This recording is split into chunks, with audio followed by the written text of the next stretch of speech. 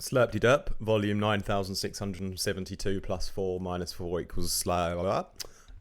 Yeah, today I don't really have a structure for this video, I'll be honest. I just wanted to talk a little bit about phase plant because I really think it's pretty cool and I'm just learning it still. Not really that great at it yet, but I'm going to keep this as a short little video. But yeah, have a little listen to this bass. See if you like it. If you do, then stay around and I'll explain like how I made it. It's pretty simple, but yeah, here it is.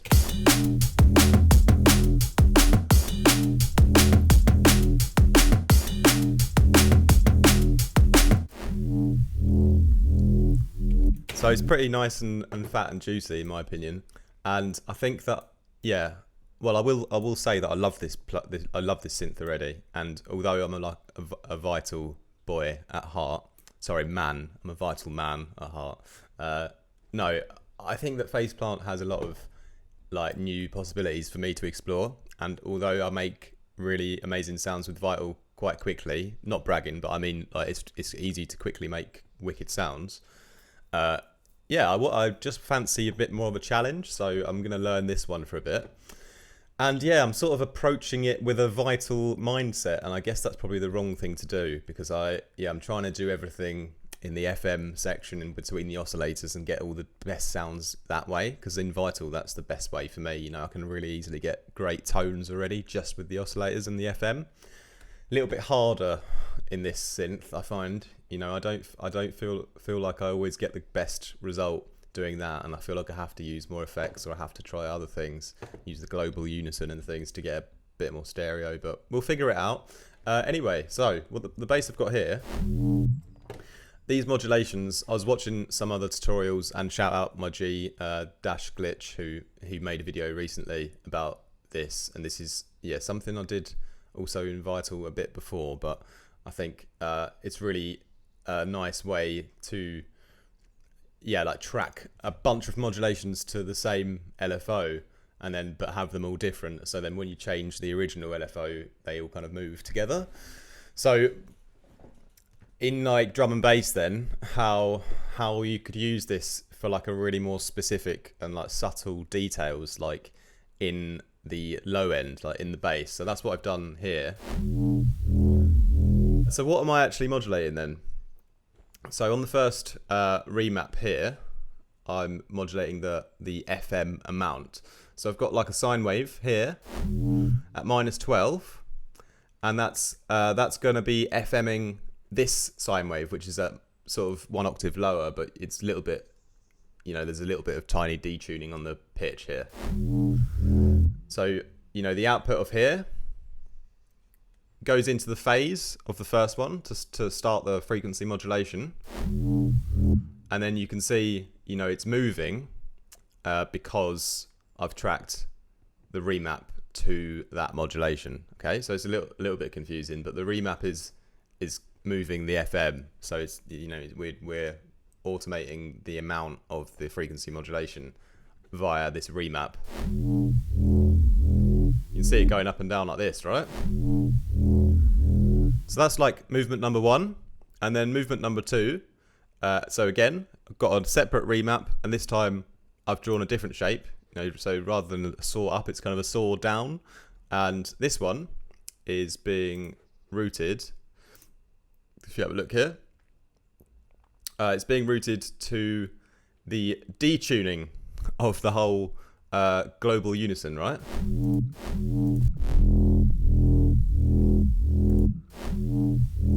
So it's making it's, you know, when we turn up the blend, that's going to obviously turn the unison on, so it's going to be super stereoed, and as it sort of starts at the top, that means, you know, the sound is going to start off like really stereoed with the unison, and then it sort of dips down and becomes more mono towards the end. So that's the second modulation that I'm controlling, and this is something that I've always used in synthesis and sound design.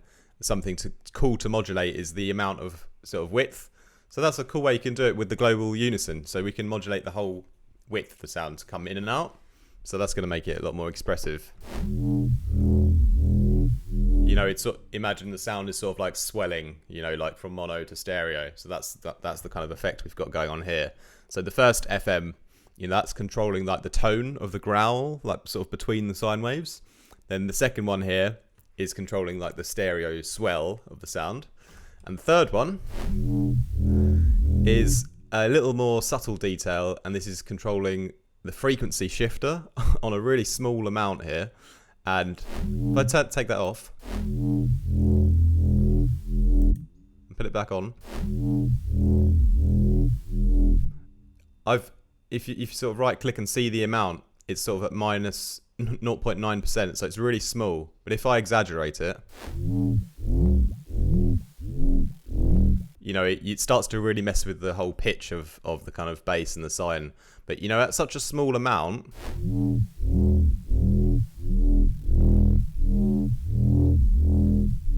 even at sort of 1%, it's going to do that sort of crazy like pitch modulation, but just at such a small scale that it doesn't really give you that like, really like crazy pitching effect.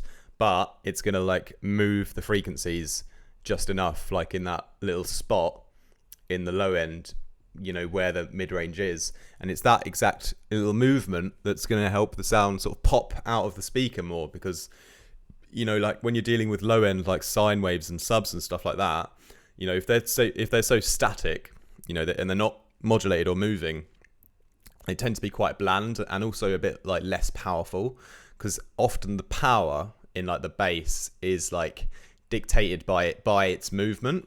And so when you focus on the small details of the movement, you can like more not only bring the sound to life like just because of this for the sake that it's moving, but also that they will create that dynamic interest in it that will make it seem more powerful. It will be perceived as more powerful. So that's why it's important to get these little movements in, like with detuning or something like this, where it's kind of pitching it very slightly.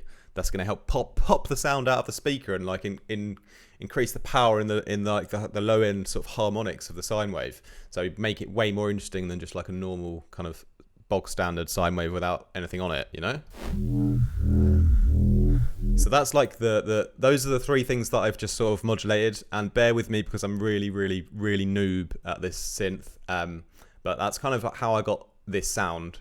And there's a couple of other cool things what I like, and that's on the oscillators. I like that there's an envelope mode, so you can hear at the beginning of this sound it's like a little saw wave that I've got here. So if I sort of solo that, that's at the start, and you can see on the envelope, I've got this like little attack up, and then it kind of goes down pretty quickly, so it's just a little stab. And it's quite cool. You can make that little stab just already in the oscillator section. And then, the other ones, they're sort of held out and sustained. But I've got this little sort of attack saw at the start. And having already done that before, before we even go on to anything else is pretty cool. So I really like that feature. Again, I need to improve, my actual skills, like with getting tones that I want. But yeah, another cool thing, the convolver is just great. This is great on post-processing for everything. I've just mixed in a tiny bit here. It's kind of like reverbing the sub is a bit, not really the thing that you would normally do, but I just thought, why not? Distorting everything a little bit, overdrive. And then the disperser, obviously that's a really cool plugin I've used for a while. And that's just like, again, targeting these low mid-range, like harmonic areas and boosting them to try and get the sound to sort of pop out of the mix, like in that crucial like warm area, sort of around 150, sort of 160 here. But so yeah, that's a little bit of a terrible explanation about phase plant, but I'm just kind of doing sort of a documentary in a sense of my progress with it. So every time I sort of think of something new or interesting to add, and feel free to leave a comment as well if you have any cool ideas. But I'm just like feel like I'm exploring it and just sharing it, and who wants to watch can. And hopefully we can learn together a little bit with this one, because I do feel like, although it's more complicated, that there is probably slightly more possibilities even than Vital, which I won't ever shy away from Vital. It's like a quick fix, easy bass creation tool, so I won't ever really go away from that. but I will use this a bit more now to like challenge myself a bit more. So anyway, that's the database Sine, I've called it. And yeah, I hope you like that little video today.